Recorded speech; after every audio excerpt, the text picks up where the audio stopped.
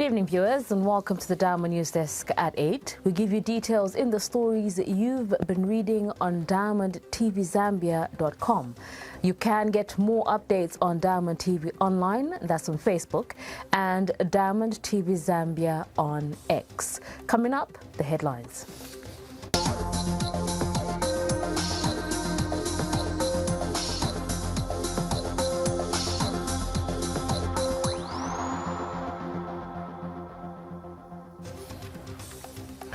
Police arrest Chipata man for shooting a minor and another resident over a road rage incident.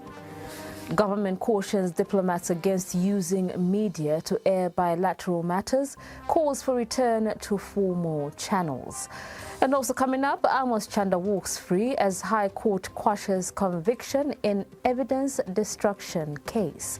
I'll be back shortly with the details.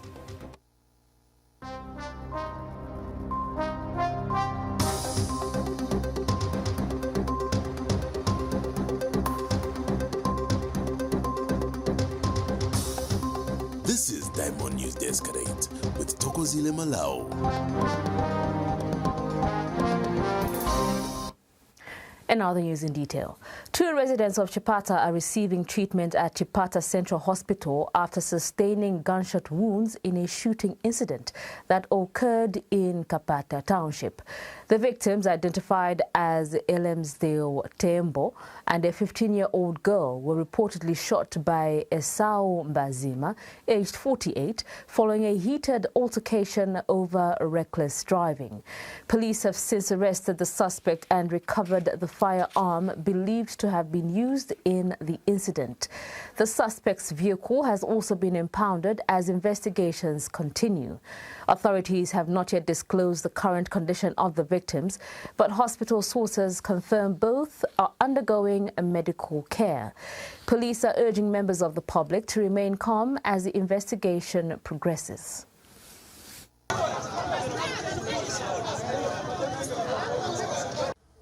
Sunday, March 11, 2025 was so quiet in Chipata City. Around 1440 hours, a father stands with his 4-year-old daughter at a mobile money booth in Kapata Market going about their day. Suddenly, a speeding car brushes too close, sparking anger.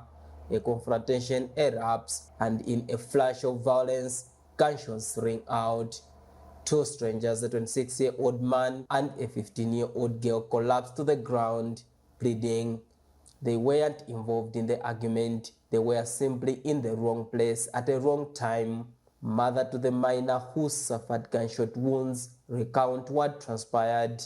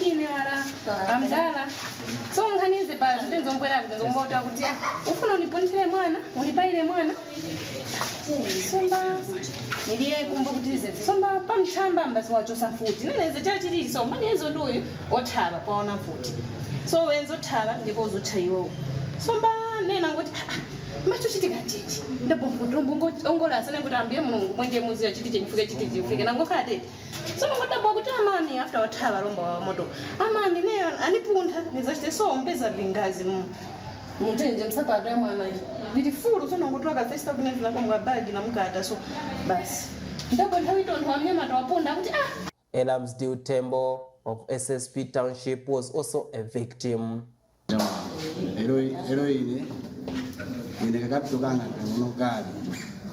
So which means nizajama nizavutika ninavana na mkazi msapato uyo ujemwe madisalamu wana so kupemba kuthandizo kuboma ibintu sina ziwe nisina mbikezele kuti vingachitikira so ero ine machayo While the armed suspect Esau Mbazima fled the scene immediately, he was captured hours later at a security checkpoint in Mnolo along Lundazi Road. Eastern Province Commanding Officer Robertson Mwemba confirms that police found a pistol and ammunition in his car and have detained him.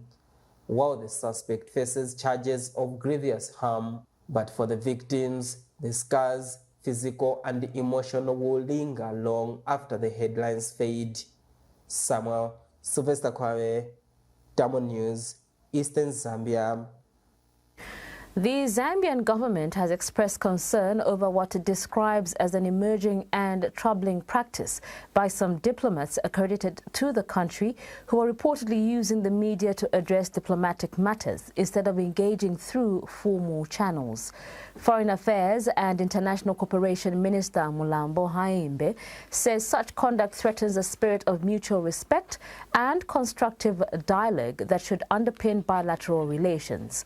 Meanwhile, Home Affairs and Internal Security Minister Jack Mwimbo has announced the completion of a forensic audit into the pilferage of medicines from public health facilities. Mr. Mwimbo has revealed that PricewaterhouseCoopers PwC was engaged to conduct the audit, which covered the receipt, delivery, storage, distribution, and usage of medicines funded by USAID and other cooperating partners.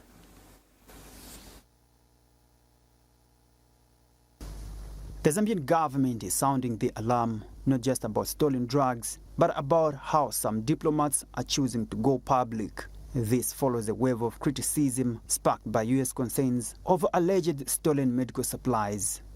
We wish to take the opportunity to also reiterate what we have mentioned before as a ministry of the need for the use of formal diplomatic channels in communicating with the general public.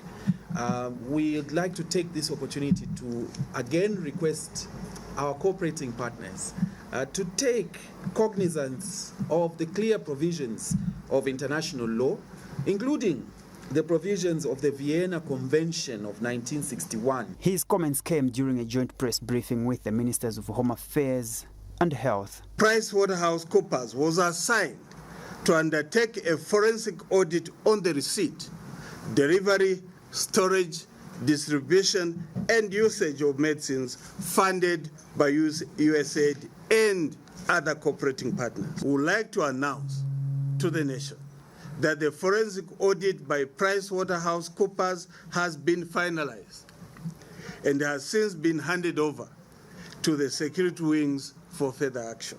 Over the past few days, Zambia has been plunged into uncertainty following the revelations and subsequent action taken by United States government through its ambassador Michael Gonzalez regarding the termination of aid to Zambia's health sector.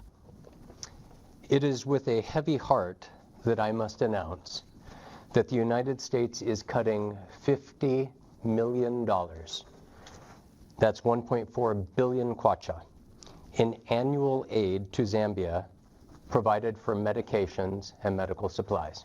For the former president, Edgar Lungu, these revelations make very sad reading. According to Mr. Lungu, this is a slap in the face of every Zambian. The theft of medical supplies means ordinary people will suffer. He has laid the blame on the current administration, saying the mismanagement has triggered US sanctions and risks drug shortages.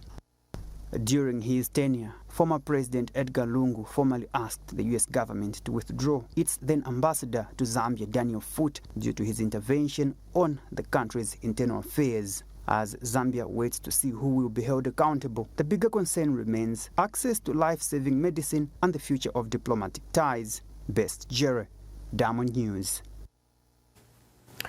Now, the Lusaka High Court has overturned the one-year jail sentence handed to former presidential aide Amos Chanda for allegedly stealing and destroying court evidence. In 2024, Lusaka magistrate Irene Wishimanga convicted Mr. Chanda after ruling that exhibits in a case before the court had gone missing from the judiciary. Unhappy with the verdict, Mr. Chanda appealed, arguing the lower court erred in law and fact. Lusaka High Court Judge Situmbeko Chocho has now set aside the conviction, stating that the magistrate's court relied on discredited and contradictory evidence, including data from a tampered device. The case stemmed from allegations that Mr. Chanda destroyed exhibits related to a matter in which he was jointly charged with Intelligent Mobility Solutions Board Chair Walid El Nahas and former RASA CEO Zindaba Soko. The trio was discharged in 2020 after the then DPP Lillian Siyuni entered a nolle prosequi.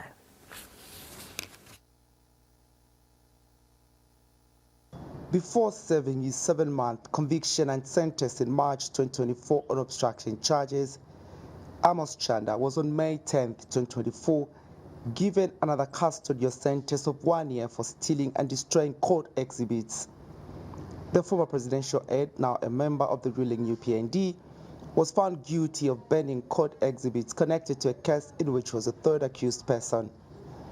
He was jointly charged with Intelligent Mobility Solutions Board Chairman Walid El Nahas and former Road Transport and Safety Agency RTSA Chief Executive Officer Zindaba Soko. However, on May 12, 2020, then Director of Public Prosecutions DPP Lillian Siyuni entered a nolle prosequi and the three were discharged. The accusations arose from an audio recording in which Mr. Chanda was allegedly heard confessing that he had stolen the exhibits. Magistrate Ushimanga said the case against Mr. Chanda could not have been fabricated by the state, thus finding him guilty. However, the findings of the lower court have been overturned by the Lusaka High Court Judge Situmbeko Chocho. The High Court has found that the lower court relied on discredited evidence from a device that had been tampered with. It has further noted that the lower court ignored crucial testimony from 3 court officials who stated that the record in question was merely missing, not stolen. These are the custodians of the record, and they said it was not stolen. Who then is the complainant here? None. Judge Chocho remarked. She also pointed out discrepancies in witness testimony, including a claim that the recording was made 20 hours before the accused arrived at a named hotel in Lusaka, raising serious doubts about its credibility. Judge Chocho emphasized that the burden of proof lies with the prosecution and must be beyond reasonable doubt, which he said the state failed to meet. Judge Chocho explained that the elements of theft as defined in the Penal Code require proof that theft occurred and that the accused was responsible. In this case, she says, there was no evidence that Mr. Chanda stole the record or permanently deprived the owner. Judge Chocho has concluded that the trial court had ignored the testimonies of the 3 court officials and that there was no expert evidence to prove the voice in the recording was Mr. Chanda's. Ultimately, the High Court has found that even the trial court acknowledged there was no evidence Mr. Chanda stole the record. Darius Chonya, Damo News. Standing land ownership conflict in Kitwe's Mumfuchani area has reached a boiling point as informal settlers clash with individuals holding legal title deeds. Over 500 residents, some of whom have lived in the area for decades, say they face possible displacement to make way for development plans by about 64 title holders. Paul Matipa, a community member, says it isn't fair that families who have established their lives in the area are being asked to leave in favor of people he described as the elite. Another resident, Albertina Manieka, has blamed the Ministry of Lands and the Kitwe City Council for failing to prevent earlier illegal allocations, creating a tense and uncertain situation. Meanwhile, title holders have argued that they are exercising their legal rights, citing ongoing resistance and property vandalism from some settlers.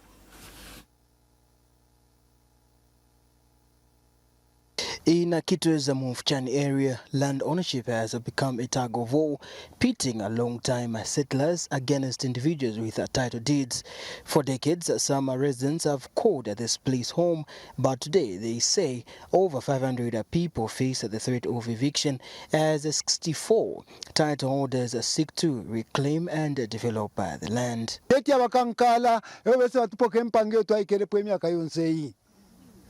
Ile pano ndela ndio lupo lwandirwa fuira muno mufuchani nshamwenepo umukankala nangu council kuisa ko awe but muri lelo ba council baisa tupoke nchende no mbaifu tukaya kwi. The residents point fingers at the Ministry of Lands and the Kitwe City Council, accusing them of failing to stop illegal land allocation in the early stages. Alamiletera buriji nombe buriji yari twalukila yaba kankala badi muno akale balefo kutufumia mu mishara bakankala ushefe chaba tuli bantu. I've sold about 65 plots.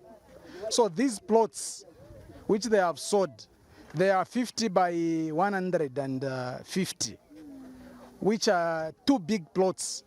So there are about 600 people who are in this compound. And there is also a polling station where there is about 800 people who votes from here. Now they want to remove these people. We don't know where they want to take them from. Tension is building while settlers feel neglected. Title holders say their development projects are being blocked, some even reporting vandalism.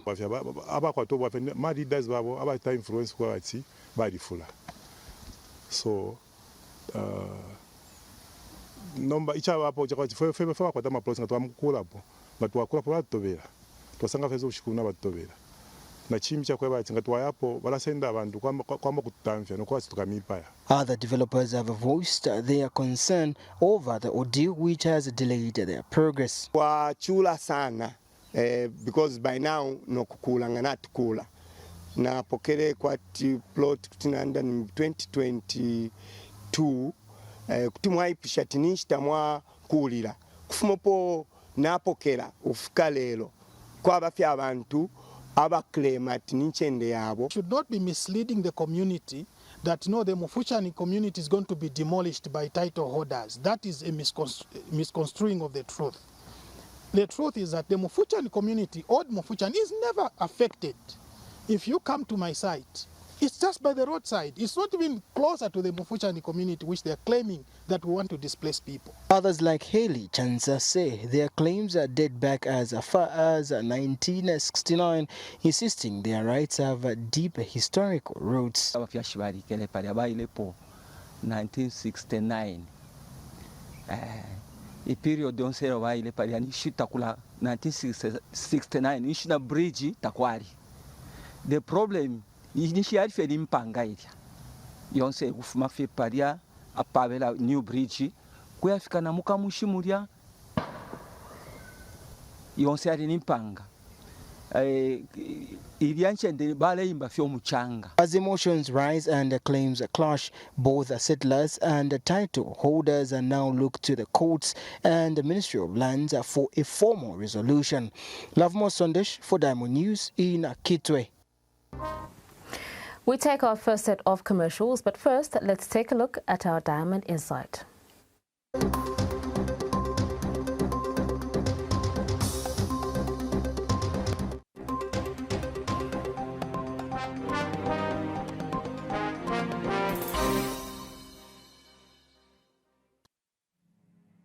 This is your Diamond Insight. From drought to abundance, can a record harvest end food insecurity? President Hakainde Hichilema's announcement of a projected record-breaking agriculture harvest has sparked fresh hope across the country, a welcome shift after the severe drought that crippled the previous farming season. Speaking at a Thanksgiving service for God's favor, rains in Lusaka, the president credited both divine intervention and strategic policy reforms for the promising outlook in the 2024-2025 farming season. There is reason to be cautiously optimistic. The renewed focus on irrigation and year-round farming signals a serious effort in reducing Zambia's overdependence on seasonal rainfall. For a nation increasingly exposed to the effects of climate change, this pivot is long overdue. The president's commitment to reform, particularly in the aftermath of a national disaster, acknowledges that resilience must be built, not simply prayed for. However, we must ask, why has Zambia lagged behind in adopting modern mechanized irrigation when the rest of the world is heading in that direction? If we are serious about food security, we must move beyond rhetoric and implement systems that support consistent production, rain or sunshine. Equally noteworthy is the government's crackdown on fraud within the Farmer Input Support Program, FISIP. The removal of over 200,000 individuals linked to a scam is a major step toward restoring integrity to the system and ensuring inputs reach genuine small-scale farmers. If sustained, this cleanup could significantly improve productivity and equity in the sector. But even with a bumper harvest on the horizon, the reality on the ground remains harsh. In some areas, a 25 kg bag of millimil is selling for over 400 kwacha, far beyond what many households can afford. Where is our pride as a nation, we ask, if we cannot ensure Nshima is on the table for every family? This is the true test of agriculture success, not just in yield projections, but in the affordability of food.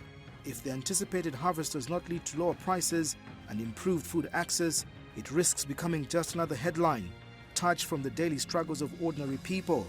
Zambia must move beyond production statistics. Authorities must rein in price distortions, strengthen market regulation, and ensure millers and retailers do not exploit supply surplus for profit. A successful harvest must be matched by people-centered policies that prioritize household food security.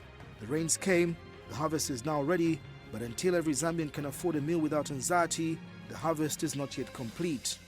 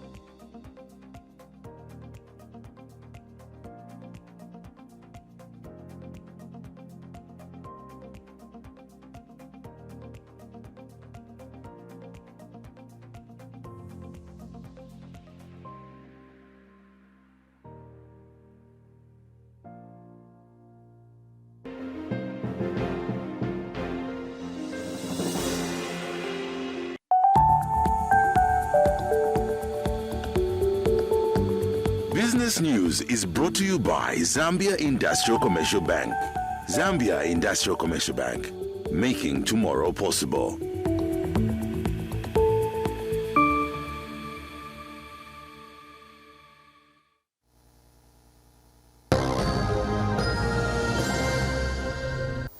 Well, let's now get into the details of the business news stories we have for you today. To present them, my name is Cosmos Chongo Malenga.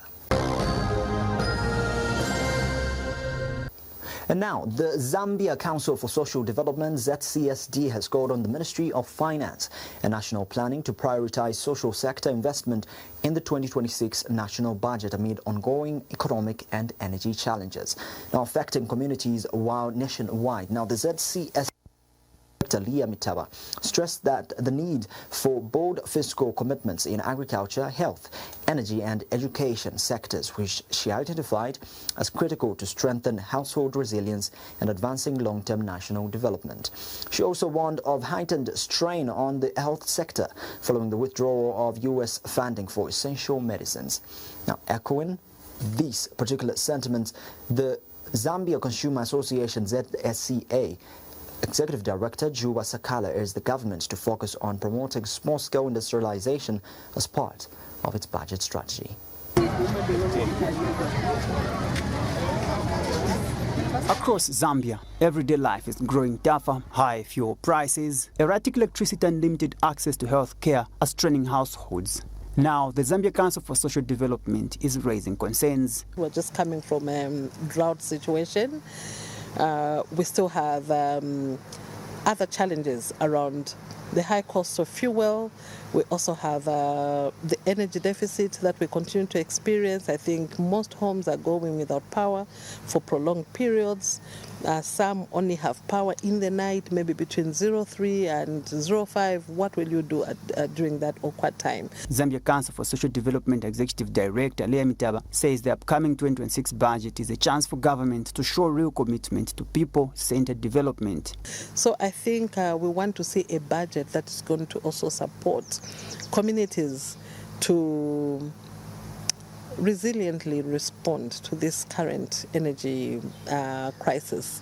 Whether they are going to be supported to transition, it's important for us to do that. I think simple things like even just support for solar energy powered geysers and other little things, encouragement of people to go and use maybe gas stoves as opposed to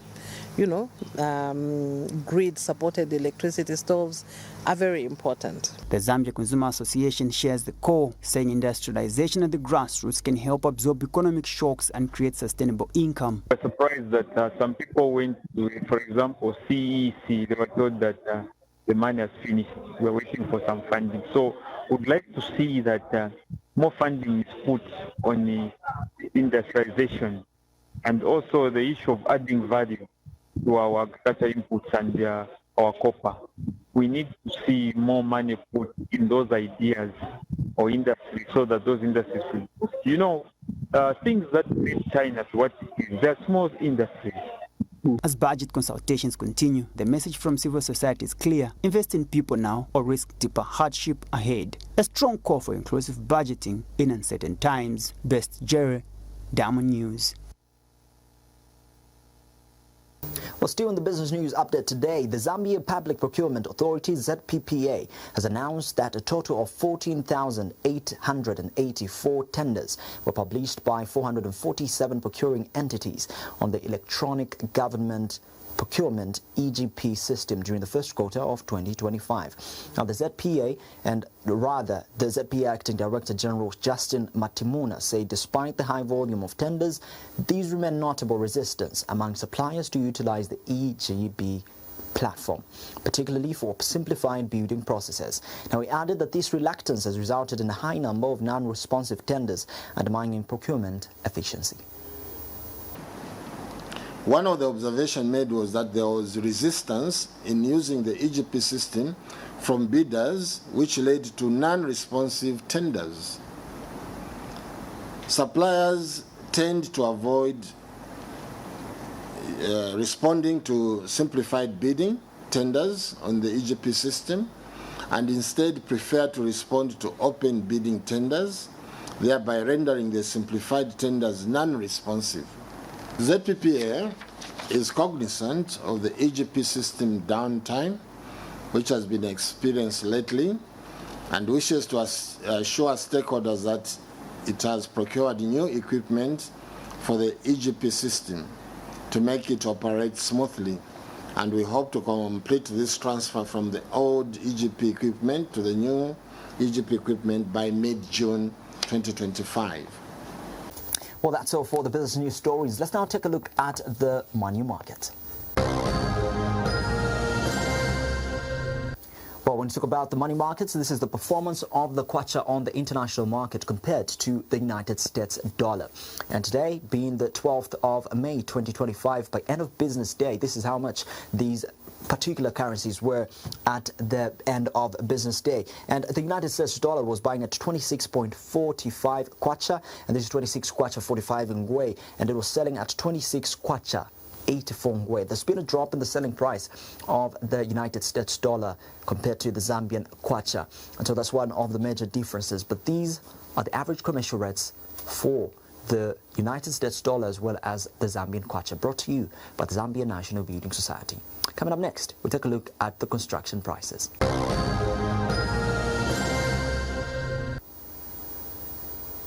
Well, let's take a look at some of the commodity or construction commodities. These are basically commodities that you might want to buy if you plan to get into construction. And today we have the hand drill multifunctional drilling machine, electric driver, small pistol drill, and this is going at 2,840 kwacha. 8 ngwe. This is a particular amount you might need to spend if you were to purchase this drilling machine, which is very multifunctional.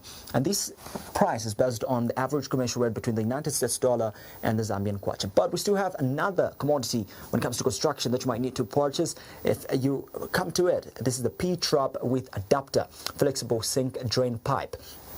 And it is going at 557 kwacha, 19 ngwe. These are the prices of your construction commodities according to the average commercial rate between the Zambian kwacha and the United States dollar. All brought to you by the Zambia National Building Society.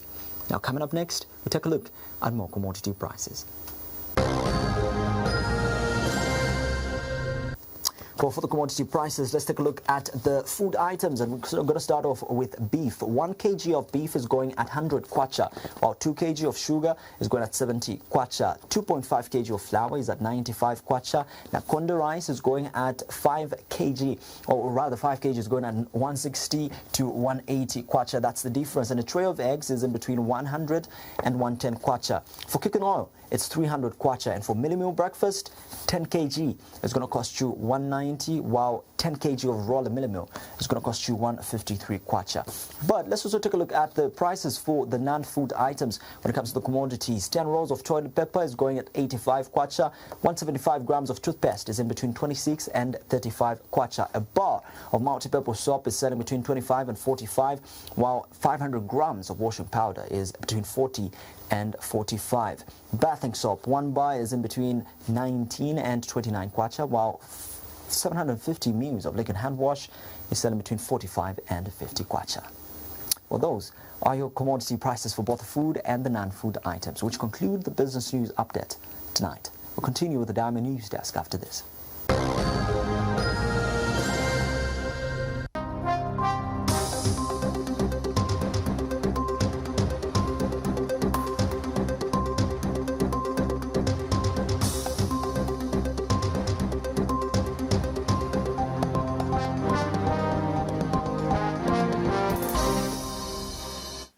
Welcome back. We apologize for that technical glitch. Now, tragedy has struck Chinani village in Masaiti district, where a family of 4 has drowned in the newly commissioned Kafulafuta Dam while attempting to cross in a dug-out canoe. The victims have been identified as 30-year-old Lotson Kandala and his 26-year-old wife, Merodi Mambwe, who were returning home with their 2 children when their canoe capsized on May 9, 2025, last week Friday. Masaiti District Commissioner Eni Matutu has described the incident as heartbreaking and a devastating loss for the community.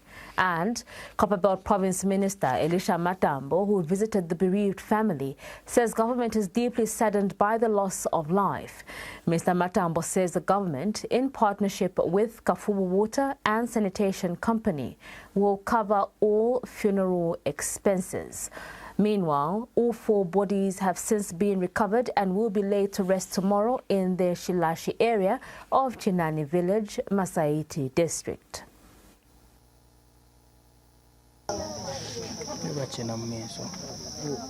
In Chinani village over Masaiti district, grief hangs heavily in the air. Mourners have gathered at a funeral house mourning the tragic loss of an entire family that drowned in Kafulafuta Dam just hours after attending its official commissioning.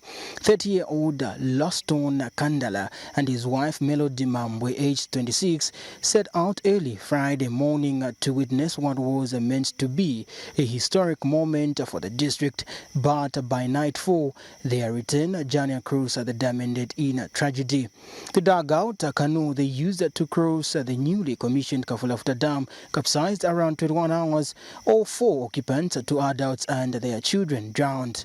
Police have since retrieved all bodies and confirmed that no foul play was involved.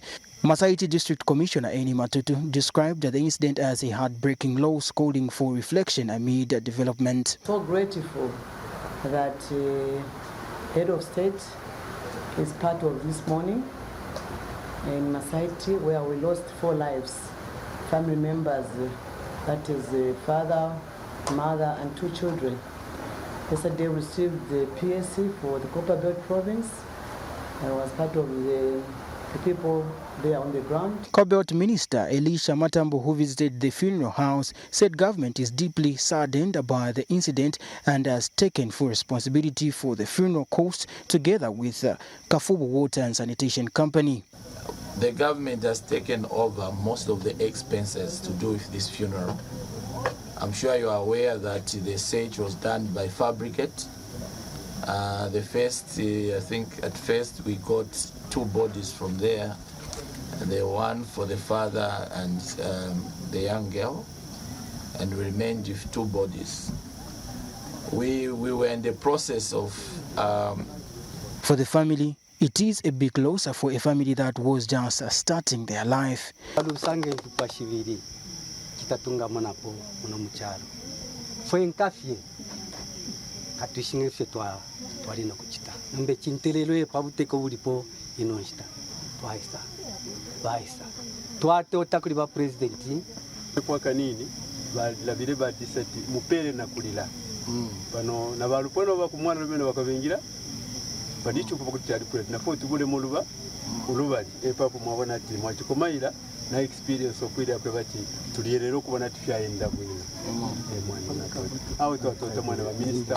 The 4 will be laid to rest in Silash area of Masaiti district, a tragedy not just for one family but a community now left to mourn amidst the still waters of a dam that gave and took away.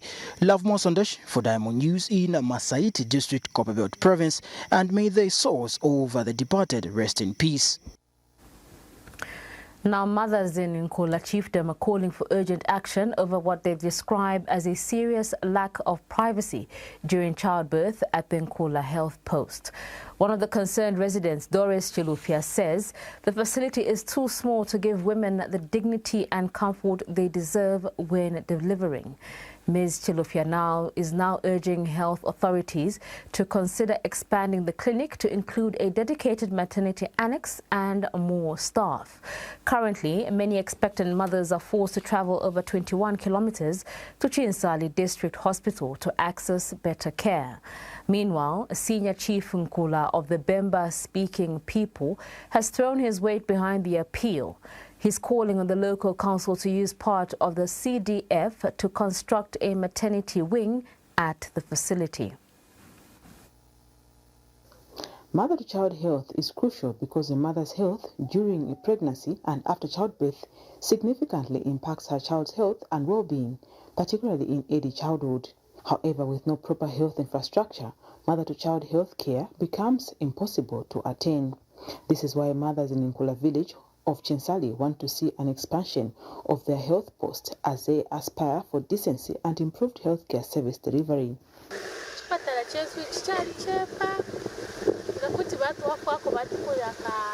Our clinic is very small. If only they can assist us by constructing for us a maternity annex, because what happens currently is that when a mother is giving birth, there's no privacy. Everyone that is at the clinic is able to hear all the activities that is happening in.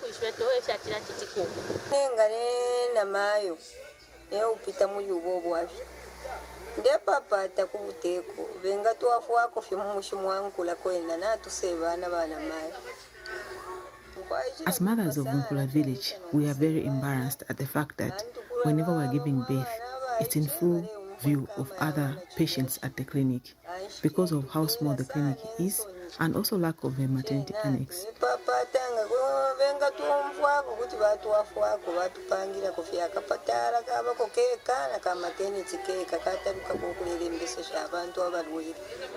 Their sentiments are shared by Senior Chief Nkola of the Bemba-speaking people of Chinsali, who has described the facility as being too small.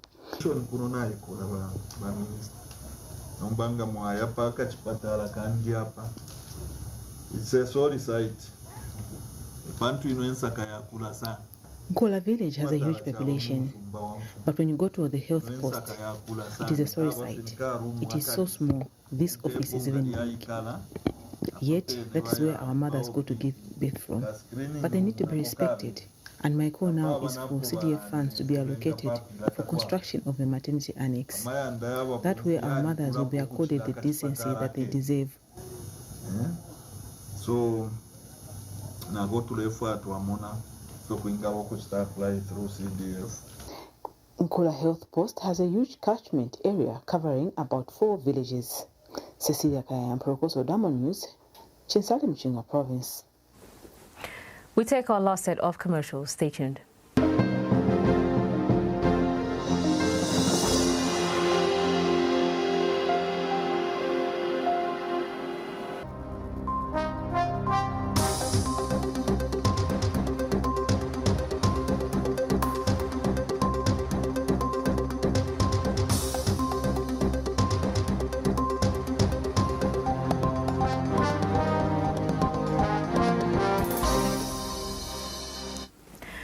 Welcome back. Now, the government has reaffirmed its commitment to improving road safety, warning that indiscipline and poor road behavior remain the leading causes of traffic accidents across the country. Speaking during the 8th United Nations Global Road Safety Week, Transport and Logistics Minister Frank Dialli stressed the need for behavioral change and stronger enforcement of traffic laws. RATSA board chairperson Alain Mate added that up to 60% of travel in Zambia occurs by foot or bicycle, highlighting the need for pedestrian-friendly infrastructure. The United Nations Development Programme, UNDP, also reiterated its support for Zambia's road safety and development initiatives through sustained partnerships. First quarter of 2025, Zambia recorded a total of 8,809 road traffic accidents, with 489 resulting in deaths. As the country commemorates the 8th United Nations Global Road Safety Week, which runs from May 12th to 18th, stakeholders in the transport industry have raised concerns over the lack of designated road infrastructure and bad road behavior from motorists. Speaking at a press briefing, Minister of Transport and Logistics Frank Dialli attributed the rise in road accidents to bad road behavior, emphasizing the need for stronger enforcement and collective responsibility to make roads safe for everyone. To play their part in making our roads safer, whether walking, cycling or driving, let us be considerate of one another and follow the rules designated to protect us. And Road Transport and Safety Agency Board Chairperson Alain Mate noted that many roads in the country lack infrastructure for pedestrians and cyclists, making them unsafe for non-motorized road users. Sidewalks, like a river without bridges, it drowns the vulnerable. Many of our roads lack sidewalks with very few bicycle lanes. Cyclists risk their lives navigating pothole roads, which we are sharing with trucks, and the unruly minibus drivers. Please, I make no apology to any minibus driver here. These chaps are unruly. Meanwhile, the United Nations Development Programme UNDP Deputy Representative says it remains committed to supporting Zambia's road safety efforts. To improve road safety. Together, let us reclaim our streets for life. Hashtag again, make walking safe. Hashtag make cycling safe. I thank you. And Road Development Agency Chief Engineer Joseph Goma says steps are already being taken to design inclusive roads, with such developments already implemented in parts of Eastern Province. Of some of the issues that were done at design stage to incorporate the needs of the people around cities like Chipata, where we provided separated walkways. This year's Road Safety Week is being held under the theme Streets for Life, Make Walking Safe, Make Cycling Safe. Cherish Sibode for Diamond News.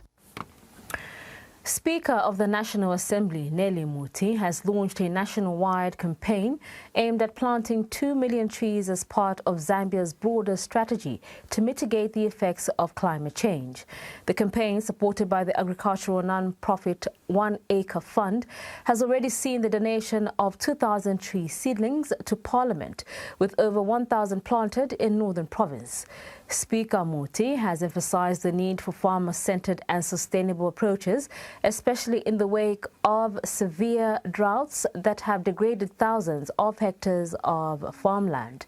The initiative seeks to promote environmental restoration, improve food security, and encourage responsible land use practices across the country.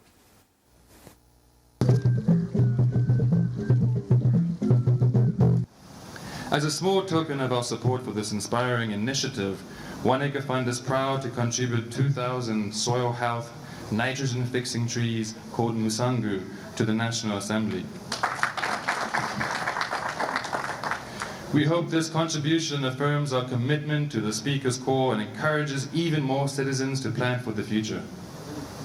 This partnership also speaks directly to the National Assembly Strategic Plan of 2022 to 26, which lists climate change as a key risk while promoting the green environment.